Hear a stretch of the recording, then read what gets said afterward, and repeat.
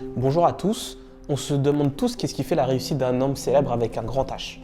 D'ailleurs, on pourrait questionner la réussite liée à la célébrité. Bref, ce n'est pas le sujet. Au-delà de leur fragilité, ces hommes et femmes ont quelque chose de singulier et de particulier qui peuvent nous inspirer. D'ailleurs, vous tombez bien, c'est justement ce dont j'ai envie de vous parler.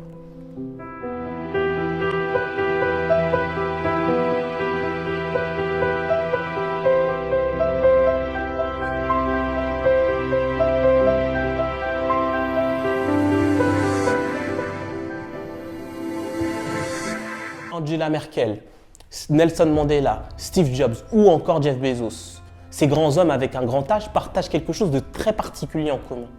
Ils font tout le contraire de ce que l'on pourrait penser pour réussir. Ils ne donnent pas que des directives, mais ils donnent une direction à laquelle ils croient et qu'ils incarnent avec force. Ils n'individualisent pas la réussite, mais ils la rendent collective. Ils ont cette capacité à mobiliser, à s'appuyer sur le collectif pour atteindre leur objectif commun. Ils voient la différence comme une force et un moyen d'unifier, et non comme une source de conflit. C'est ce qu'on appelle l'intelligence collective. C'est très simple, c'est connecter les forces de chacun pour avancer ensemble. Et si on s'inspirait de ces hommes? Quand je vous dis Apple, vous pensez à une personne, Steve Jobs. Or, si je vous dis les Avengers, vous pensez à un collectif de super-héros. Et pourtant, cette dimension collective est aussi vraie pour Apple.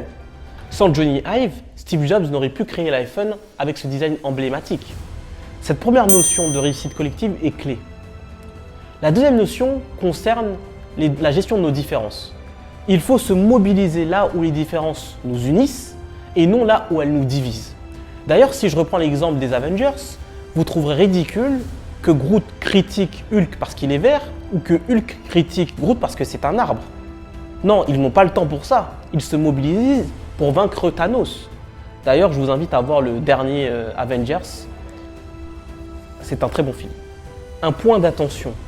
Unir, ce n'est pas effacer les différences, mais c'est composer avec. C'est dépasser toutes les visions qui nous divisent pour celles qui nous réunissent à tous les niveaux de la société.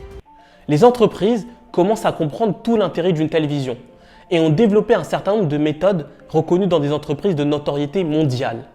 SCAT, la sagesse collective, veut vous proposer une offre de formation à 5 méthodes d'intelligence collective qui ont prouvé leur efficacité dans ces grandes entreprises.